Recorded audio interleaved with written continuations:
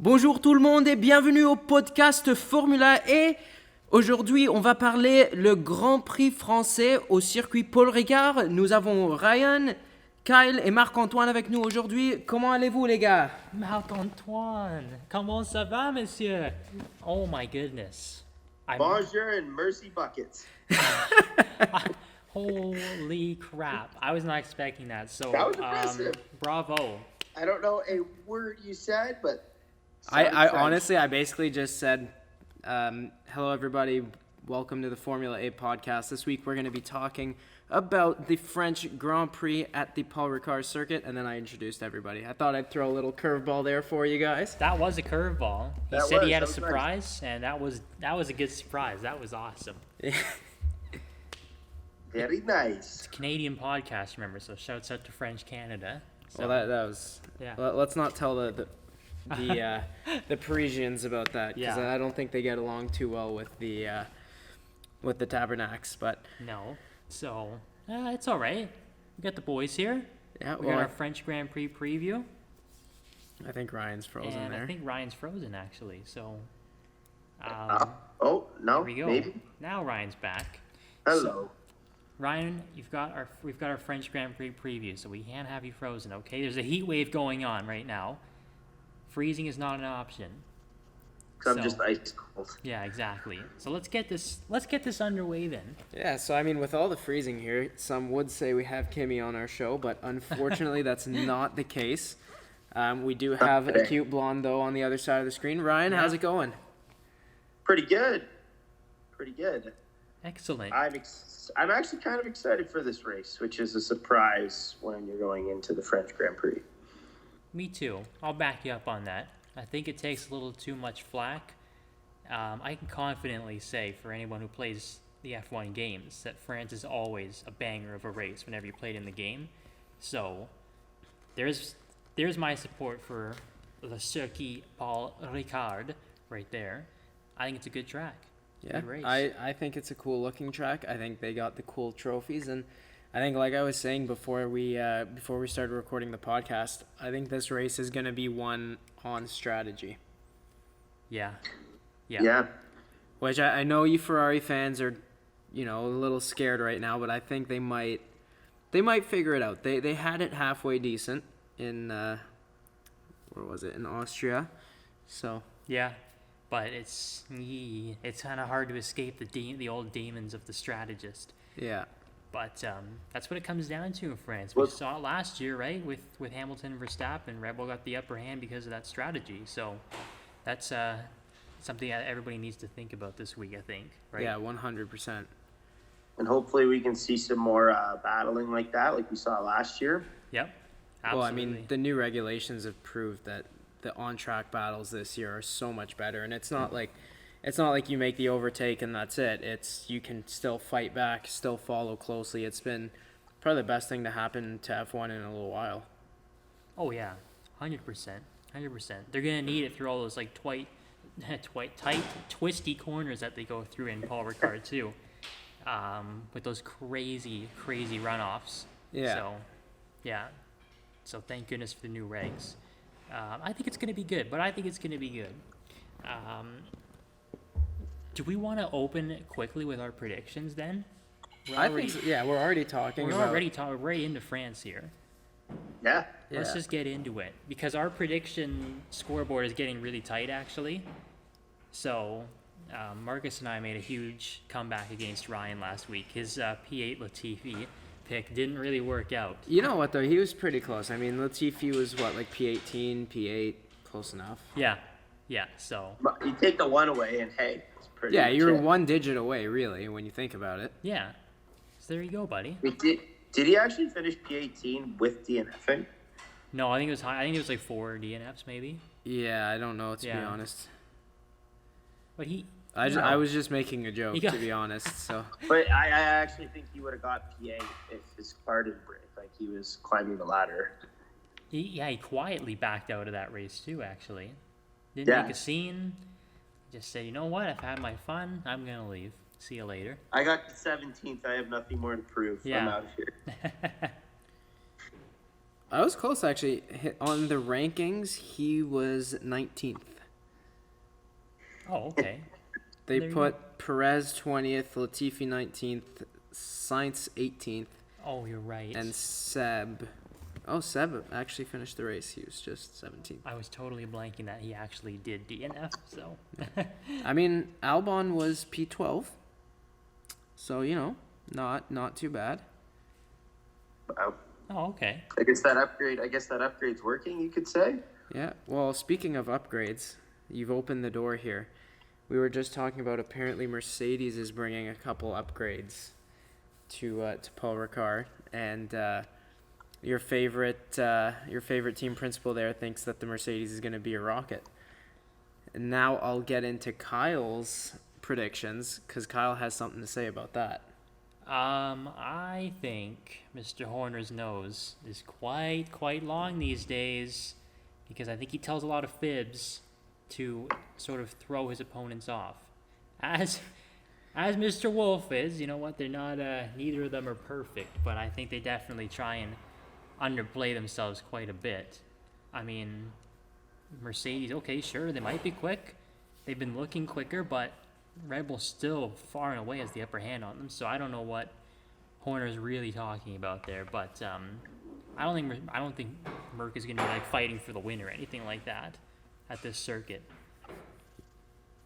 I'm very interested to see hearing buzz from other podcasts and online and socials.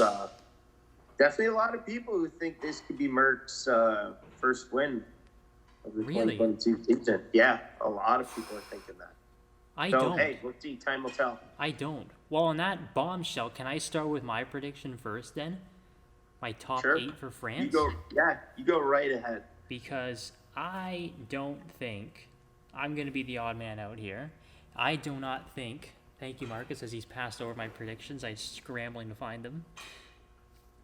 I have Perez in first, okay? So take it how you want it. I think he's been doing really good.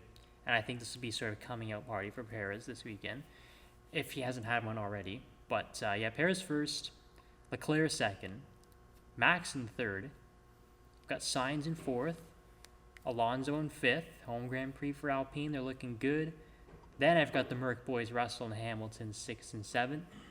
And I've got Gasly at his home race in 8th. Hopefully, turning things around for himself. I'm surprised you didn't put Ocon in there. I thought about it. And I did say in the last podcast, I think he's the most underrated guy in the grid right now. But I don't know. It's a tough call. I think AlphaTauri might be getting some upgrades this weekend too. So Okay, good eye on that. I'll stick Gasly in there. I've committed. I'm sticking with him. I'm not backing out now. So that's what I'll go with. I'm going to pass it over to my comrade here because Marcus has some spicy takes in his top 8 too. He's going to read them out. So, I've got Charles Leclerc in first, Sergio Perez in second. I think it's going to be a Ferrari 1 and 3 with Sainz in third. And we've got a bold one with Alonso P4, followed by the 2 Mercedes, Hamilton and Russell P5 and 6. Esteban Ocon in P7. And rounding out my top 8 is Pierre Gasly. Oh! And I'm sure Thank you I'm for gonna that. yeah, no worries. I'm gonna get chewed out by Ryan for this one. I think we're gonna see Max have a DNF. That's big. I noticed that too. No Max in there.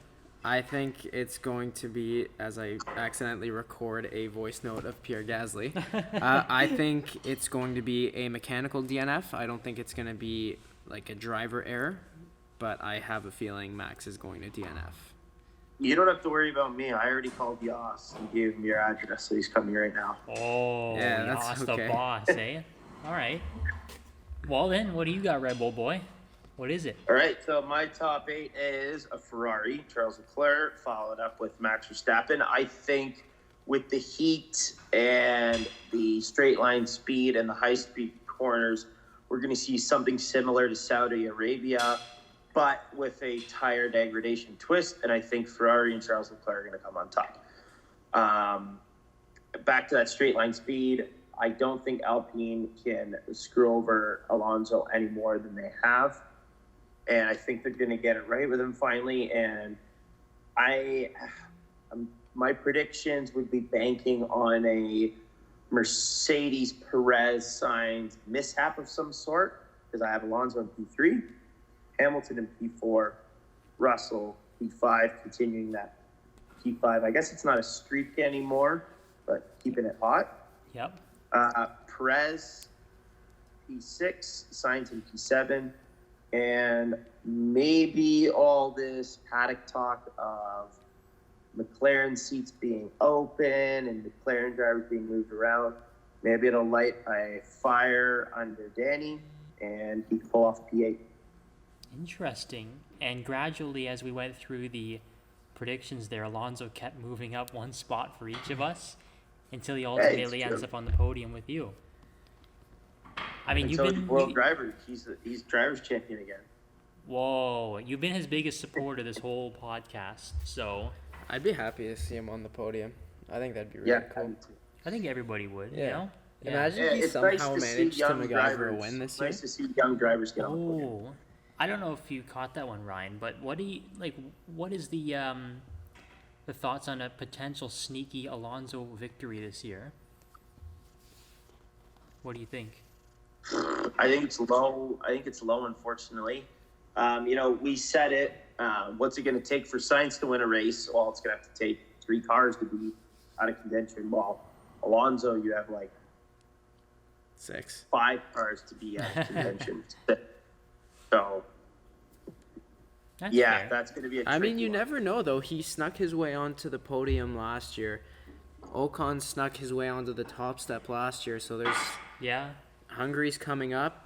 And Hungary was a circumstance where a lot of things happened to cars ahead of them. Yeah.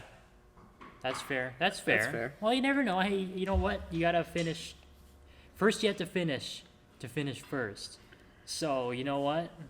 That's Not always. Not always. Not always. Formula E in New York this past weekend. Wasn't there some Was craziness? this past weekend or the weekend before? Wasn't there anyway, some craziness with the Formula rain? E. Yeah. Yeah, the crazy rain. The first and second driver crashed. They did 2 laps under safety car. A bunch of people crashed in this downpour. And then they set the podium back to before the crash. And even though they didn't finish, they won. Okay. Interesting. Well, thank goodness this is an F1 podcast. I don't need to worry about Formula E and their gimmicks. Gimmicks. Wow. That sounds ridiculous. Oh my goodness.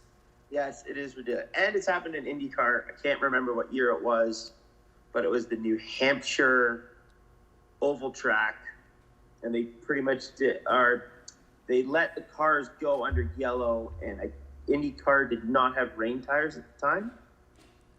And the track was wet, and people smashed into each other, and there was a big wreck as soon as the race was flagged green. And Will Power gave the camera double middle fingers in anger. But Nice. Interesting. Yeah, and the grid got set back to before the crash. So guys, Before the double birds. Yeah. But anyway, like you said, this is also not an IndyCar podcast, so we move on. Well, since hold on a second. since we're talking about IndyCar and it's a Canadian podcast, the Honda Indy in Toronto was this weekend, and you two boys, Come on. you two boys were there this weekend, or at least I know Kyle was there the Friday, and you were. I saw you on the live broadcast there, Ryan. Yeah, me and James Hinchcliffe. I'm the new reporter for the NBC. Well, there was a key F1 tie-in with your weekend too. We talked about the boy Danny Rick with McLaren and the hot seat at McLaren, and you caught a sneak peek of Zach Brown on the grid before the race.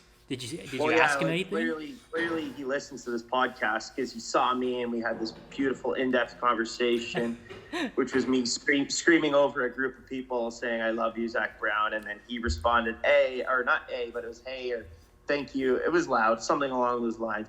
He kind of made eye contact with me, waved in my general direction. Right. So I'm going to call that conversation. So I'm pretty much got a job in Formula One as far as I'm concerned now. Awesome. Just say like Zach blinked 2 times if Ricardo has a seat for 2023, and yeah, there you go. Maybe he blinked twice, maybe he blinked once. Who knows? But yeah, the F1 current and Prix celebrities didn't end there. In my pit walk, I saw Romain Grosjean, I saw Takuma Sato, Colton Herta. Technically, he's kind of He's been becoming in part an of F1 F1. car. So, Yeah. saw him. Shout outs to my buddy Dalton. He had a really tough weekend at his home race. His fuel line split right in qualifying, and actually there was a fuel line issue. He didn't even get out to qualifying. So it starts from the back of the grid. Started to work his way through the race, and I think it was lap 35. His fuel pump let go, and his engine started smoking. So really tough weekend for him. Tough with go. a lot of support. But, Tough go. yeah. I mean, at least the saving grace for him, the podium in Toronto, Indy, they did not give out big monkeys for their trophies.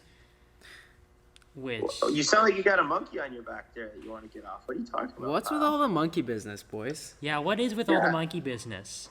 That's a question for the French Grand Prix organizers, because this is the best trophy of the entire calendar, hands down. Oh, yeah. Okay, like Monaco gives out a beautiful gold trophy of the track layout in a Louis Vuitton case. I don't want it. I want the big monkey. That's all. I want the monkey. That's the The coolest monkey's trophy. the coolest. What was it? What year was it? There was one year where the monkey was holding an F1 wheel. Oh really? Yeah. Oh It damn. was giant. That- It was a giant red monkey, right? It might be red, white, and blue, like the French flag, actually. Yeah, it was the year that I think it was 2019 when Lewis won. Yeah, I think so. I think it was the Lewis won a race in 2019. Only a few. Very rare. Yeah, it was rare. He didn't have the 2016 world champion that beat him in the Shea machinery to go up against, though. So Yeah. yeah. Yeah. So that's the monkey trophy return. That's a big one.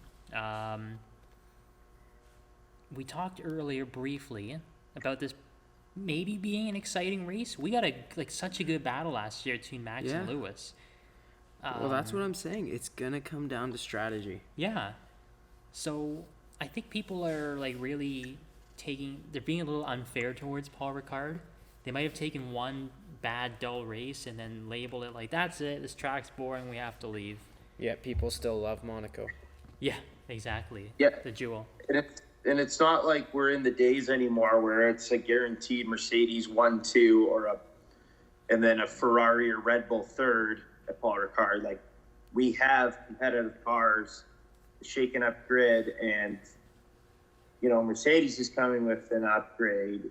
Ferrari just pumped out a great weekend in Austria, 2 wins in a row. So Yeah. you could say that they're definitely on the up again, which is great. So what's to happen in France is really undecided. I thought you were going to say their Ferrari are on fire right now, and I was going to laugh at that. But I should. That was a good one. Yeah. That would have been a good one. but yeah, No, good that's... catch. Good catch. Thank I you. should have Thank had you. that. No, that's all right. We back each other up. That's what the podcast is all about, man. So, yeah. So that's a good point, though. There's so many changes week to week. Like a couple weeks ago, we thought Ferrari are done. They can't get anything together anymore. And then they come back in Austria with a huge win, and they looked so dominant. And then Red Bull can come into a weekend look really good. Horner seems to think Mercedes are the team to watch this weekend. There's going to be a lot going on. So, Yep. And So you know what? you gentlemen, do you know the details of this upgrade on the Mercedes? So I haven't taken a ton of time to dive into it. I know that they're coming with an upgrade, and that they favor these smooth, I guess, fast corner tracks. I think it definitely has something to do with their car. Yes. Yeah. Wow. Under the car, maybe? Wow. Yeah. So it's something on the car, maybe. In it, on it. Something to do with that Mercedes, though.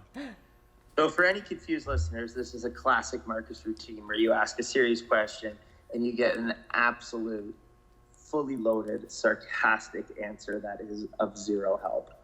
It helped a For little all your bit. humor. He's the Raikkonen. He's a resident I Raikkonen. miss those. I miss I'll those, take Marcus. that one. I'll I take would it. love that. I mean, hey, when they asked Raikkonen name 3 corners on Monza, and he said 1, 2, and 3. So, like there you go. Who do you think's gonna win the race? Well, whoever Well, finished the race first is gonna yeah. win. So.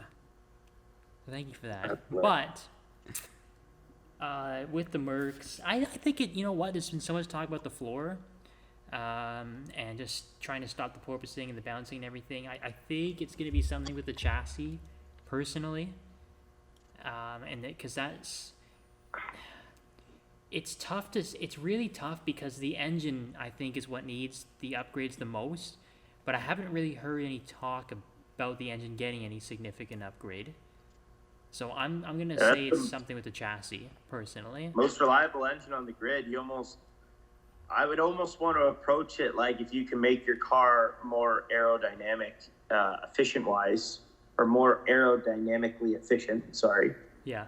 And leave your power unit the way it is because you know you're going to almost finish every race and be ahead of the reliability of the Red Bull and the Ferrari. And you know you have a porpoising issue, so just hunker down on aerodynamic efficiency. That could be their ticket. So here's a question then on that topic. If you told Mercedes that, or I don't know, if Toto told the drivers or something that we found this upgrade for the engine that's going to make it way faster, but we're going to risk reliability for it. Do you think they would? Do you think they would take it? I don't know. You'd have to have a slice of pumpernickel and think about it for sure. Like that's. It's. If spicy. I were him, yeah, I'd do it. So yeah, let's make it faster and then see if you can bring a reliability upgrade to your quickness upgrade. Like after the fact. Like, yeah, that's a good way of looking at it, actually. I would be all over it. Yeah, I think I would do that too because I think that's the biggest thing that's really missing for them right now is they obviously look really good in the corners again. I think they look very good, but their speed disadvantage is pretty clear. I mean, like Mick was taking Lewis to Gapplebee's in Austria with the Ferrari engine, a customer Ferrari engine, was taking the spec Mercedes, was giving it a bit of a kick in the rear end, so that is, yeah. I want to harp back on the aerodynamics. You know, the Mercedes has been an absolute bullet of a power unit in previous years, but not everyone running a Mercedes power unit has been a bullet, and that could come down to their aero, that could come down. So from what I understand, correct me if I'm wrong, when you buy a Mercedes power unit, you get like the block, the head, the MGUK, not necessarily their gearbox. But you have to get the gearbox too. I'm not sure. I don't think so. They can do their own gearboxes. Yeah, I think you use your own. The way the car pulls air in, like your intake, the exhaust.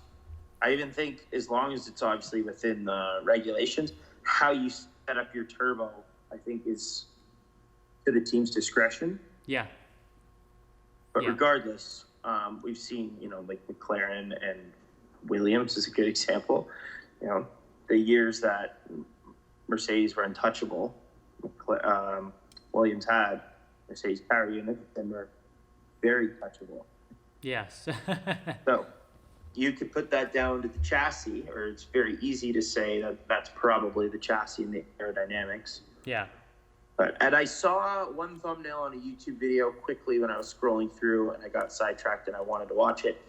But I want to say it was highlighting something on the rear wing and on the corners specifically. They've changed the way the air goes around the rear wing, and it balances the way the car squats and works with the floor. It could be completely off, but I'm going to pay attention for it this weekend. Interesting. See if there's a difference. Very interesting. So maybe they're going down that route. And Yeah. what if I'm on it? Then I'm sorry, NBC and James Hinchcliffe. I'll have to deny my commentator job because I'm now an aero engineer at Mercedes. Well, I think, like, if there was ever, like, a free practice, like a Friday practice day that you were going to watch in F1, I think it'd be this one. Oh, for sure. I think there's a lot weighing on this weekend. I think I'm gonna be driving into the city to stream it again. Yeah. Gotta leave the cabin and get that Yeah. reception. Yeah. Because it just seems like there's a real, like, hodgepodge for this French Grand Prix. Like, no one really knows who's going to be the best car, and no one really knows the kinds of upgrades that these guys are bringing. Another team I saw from Franz Toast, or French Toast, AlphaTauri has some big upgrades coming. I think that really led to Marcus and I throwing Gasly in the top 8 there. Yeah. No, I just wanted a You French. just feel good about him? French top 8. Yeah? Okay. I mean, I'll take it, but no, it's just the home field advantage that I was banking on. Oh, I definitely threw that in there too, yeah. And Nice. so Gasly top 8. His teammate Yuki's having a bit of a rough go lately.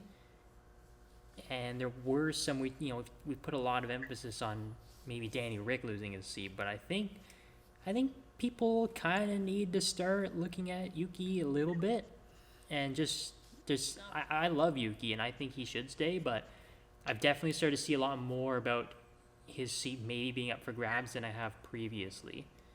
Well, even Yuki said when he got his contract for this season, he said he was surprised that they offered to re-sign him. Yeah, which is something you like never hear from a racing driver. Yeah. Like, wow, thanks, I guess. Yeah. Now, he has performed better, and it's showing in the standings. He is beating Pierre Gasly at the moment, which Yeah. was definitely not the case last year. So it's crazy to think that he could be under threat, because I think he's really actually on an upward. And he had a scruffy Austria, but besides that, he Yeah. has been terrible this season. And If full, they're getting the finger wag from Alonso. yeah, that might have been the wake-up call he needed. A couple bad You races. always have to leave it a space. Yes. So a couple bad races and a finger wag from, I believe, Alonso. He did say was his favorite driver growing up too. So maybe that might spark him. And just full disclosure, I think Yuki should stay. I think Yuki's a great driver, and Red Bull are actually finally doing what they should have been doing with their young drivers for a long time, and that's giving them time. They're not trying to rush them, and they're handling him decently well right now. So I would hate to see them just throw it out the window. Yeah, I think he is a really talented driver, and it should be interesting. Maybe the new upgrades will suit him this weekend from AlphaTauri. So never know, man. We'll see. Never know. It was, actually, it was pretty tough for me to not, now I just thought about this, to not put Haas in my top 8 after they've just been like rocket ships lately. And Yeah. Gunther even said himself, like P6 is the target now. He wants to beat Alfa Romeo, so. Nice. And they're Doable? getting close. Doable, do we think? I think so. Yeah? It's only a matter of time Oh, before the Steiner you two ship will turns not into like Bezos' this. yacht. You two will not like what I'm about to say. Well, Can let's hear it. Haas finish ahead of... How do we end the call on Oh, Skype? yeah, let's end this. All right, thanks for tuning in, everybody. I know, we know what you're going to say. We know what you think. I didn't finish what I said, so It's in your head. I can see it in your really face. know what I said. No, I don't. It starts with an M. He's talking about McLaren, everybody, and I'm going to say no, they can't. Hey, it could have been Mercedes. You don't know that. Let's, It has a Mercedes power unit. So if anyone's looking to replace Ryan on the Formula A podcast, we might have a seat available Yeah. for you. Look. Well, speaking of McLaren, yeah, okay. I'm going to go on a positive note. So Thank you. I think everyone's heard on the news Ricciardo's had to come out and defend his position in McLaren, and there's been a debacle about Alex Palou, an IndyCar driver, being signed with McLaren. We talked about it last season, but I'm hopeful for Danny Rick in 2023 because he always takes that little bit of extra time to figure out a new car, and I know it's not a new team. But from what I've heard from, I listened to the race F1 podcast, and they have given their say on this, and they were saying that Ricciardo has actually been extremely professional and has an insanely good relationship with the team, with Andreas and with Zach Brown. So on that front, it couldn't be better. It's now just the car and the drivers need to click. So if we can see the same trend in Renault, where he was a little shaky in the first year and then comes out and gets P5 in the World Drivers' Championship, I'm hoping we can see that Rick in 2023. And I think it will happen. I'm going to say it now. I think it'll happen. Well, I mean, you did get all excited and buy a McLaren morph suit, so clearly you're hopeful with the McLaren boys. So. Oh, you spun that on me now. Now that I took a shot at McLaren, and now you're spinning it on me. Yeah. You know what? Lando would be happy to see me in my McLaren morph suit. Is that morph suit for me? Yes.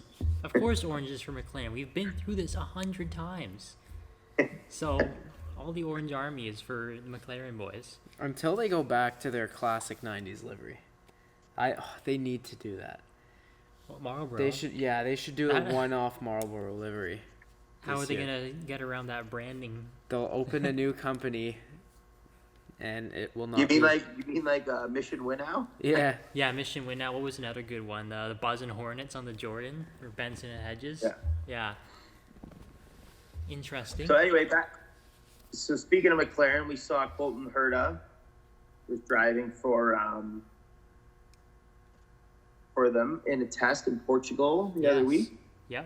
So I also listened to a one-on-one interview with Mario Andretti and his want to come into Formula One. And man, that guy is hungry to be part of Formula One. And he sounds like he has to jump through absolute hoops to try and get a team, which is so silly because why would you not want previous world driver champion, NASCAR, IndyCar, the list goes on, decorated motorsport, absolute icon. It just absolutely makes no sense to me why it's so hard for him to get on there. But he did splurge and drop maybe a little too much info. Colton Herta would definitely be his number one. That would be his Max Verstappen, his Charles Leclerc. That would be his brainchild. Really, eh? Yeah, he made that very clear. So,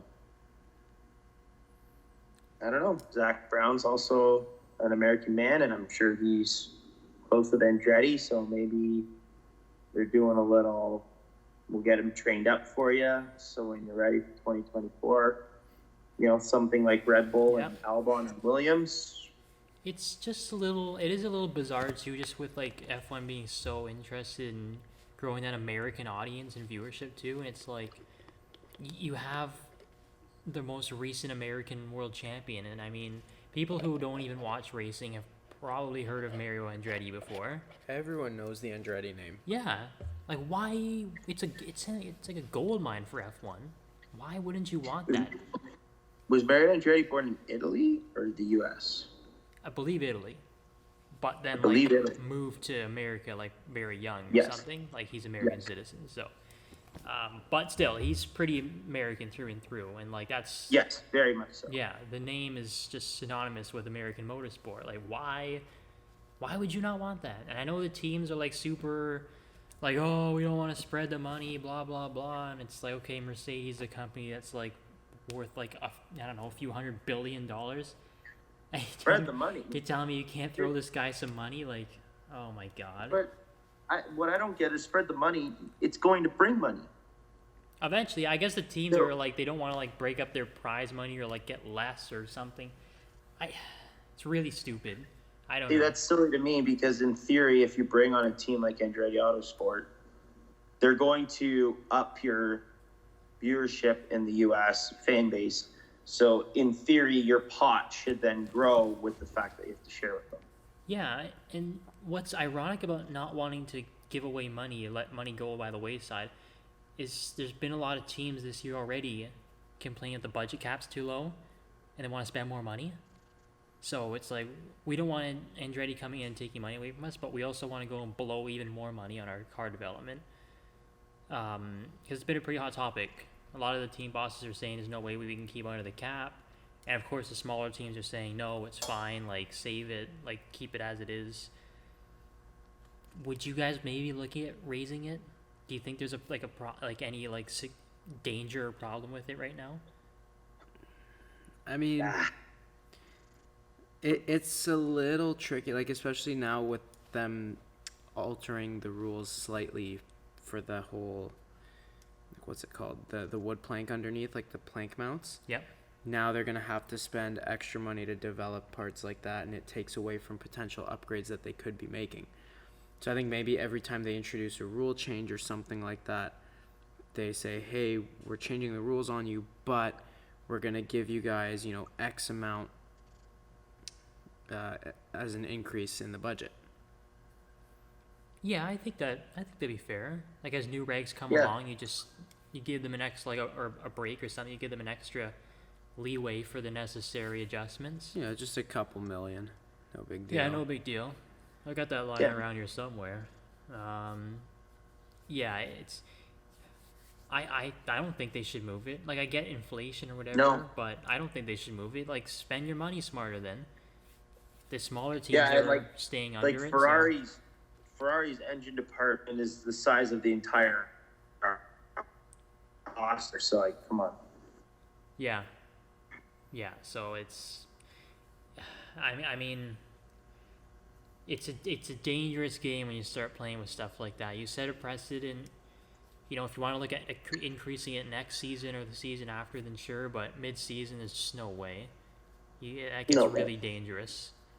I mean, it's different. Like Marcus said, it's different if there's like a reg that they put in place that you need to do. Then sure, whatever. That's increase it for that. But that only. You know what I mean? So tricky situation. And then you could also have a system where if you're so inclined to spend so much money, go for it. But then if you spend, there's got to be a system, 5% over budget, you take a grid penalty. Right? And then so on and so forth based off percentage. Yeah, and I think it would, if it was a lot of money too, it would be beyond grid penalties too. It might lose constructors points as well. Yeah. Because it's like, well, the higher you finish out in the constructor standings, the more prize money you get. So if there's this budget cap in place, right, it can't be, you can't just say, oh, I'll just take a grid penalty and spend over it, and then I'll beat these guys in the championship and make more money. It's like, what? Like, nah. It's almost like as if the teams need to develop a car that's kind of like an F1 car, but for racing, and then they could just do all of it on that. Sneaky little Red Bull hypercar, yeah. Yes. Let's see if the magic big brain of Kyle is right. Time will tell. I think I am right. Thanks for commenting on my brain, by the way. Thank you very much for that. Big brain energy. It's funny, we did get a comment on that topic about the Red Bull hypercar that apparently they aren't the first ones to do it, like directly to influence an F1. I don't think we said they were, but I think we did discuss, does it have to be a hypercar or can it just be any car? And somebody did point out to us on our Instagram that back in the day when Lotus was still a factory team, they did make like a track only like open wheel race car that you could buy from the factory. Mm-hmm. And it was practically like a little F1 car. Yeah. I remember that was on Top Gear, I think. Yeah, they tested on Top Gear. I totally forgot about it. Yeah. Because I thought you were going to reference the AMG1 project, because I think that has the 2016 F1 motor in it? Yes, and they've ran through like so many hurdles and loopholes to try and... Yeah, that was the year that Nico Rosberg... As the world champion, who beat the 7-time world champion in the same machinery. We're never going to let that one die. No. Yeah, those AMG ones look so cool. I can't wait do. to actually see one like In the flesh. In the flesh. It's really cool when like F1 stuff gets infused with. yeah. Well, because you saw the what was it called, the Valkyrie or the Aston? I did have the pleasure of seeing the Valkyrie, yes, and it was the AMR Pro, so the track only version. Oof. And yeah, that's, Adrian Newey had a big influence on that, and that's a really good point actually. I wonder if maybe even the Valkyrie, maybe some parts on that might have been used for F1 development.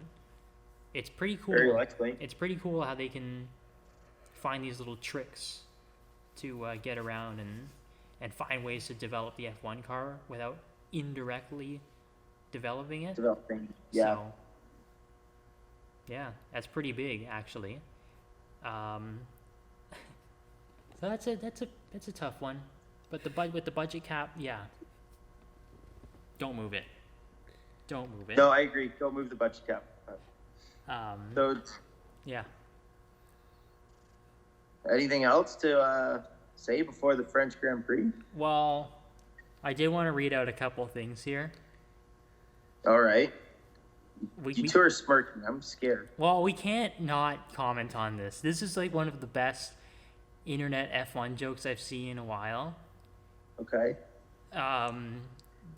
George Russell is in the news. He's all over social media right now for Okay. saying that George Russell is the type of guy, and then you fill in the blank, as in he's saying like he's almost like this like old classic British guy who just does all these old dad things because he does seem so dapper. I mean, we've heard some of his radio comments like saying, Verstappen is driving in an erratic manner. So it's just like feeding the fire. So people started saying, let's see, I'll read one out. George Russell is the type of guy to read the entire terms and conditions before clicking I agree on a website. Fact. Fact. Oh, there's I another can one. see it too, actually. Yeah. I can see that. Or That one. that one, yeah. George Russell is the type of guy who claps when the plane lands. Fact. Fact. It's all about consistency, mate. Yeah, there was some other good one. Oh, I did find it actually. I won't drag this out, but George Russell is the type of guy to say, "I won't get too far without these" when he comes back to grab the car keys he forgot in the house. So, George Russell is the type of guy to strap something down on a truck and go, "These aren't going anywhere." yeah. So, there's our little Formula A meme comedy for you guys. But to stop ourselves from going completely off the insanity deep end here, I think we'll wrap up our French Grand Prix preview. Yeah, I think so. And I guess as the French would say, merci beaucoup pour votre attention. On vous verra la semaine prochaine pour le revue de le Grand Prix français au circuit Paul Ricard. Merci beaucoup. That's incredible. It's been a hot minute since I had to talk French. Incredible. So yeah, I guess we'll sign off from there. Yeah, au revoir tout le Leave it monde. at that. And enjoy the race. And we'll talk to you guys next week. See you then. Au revoir.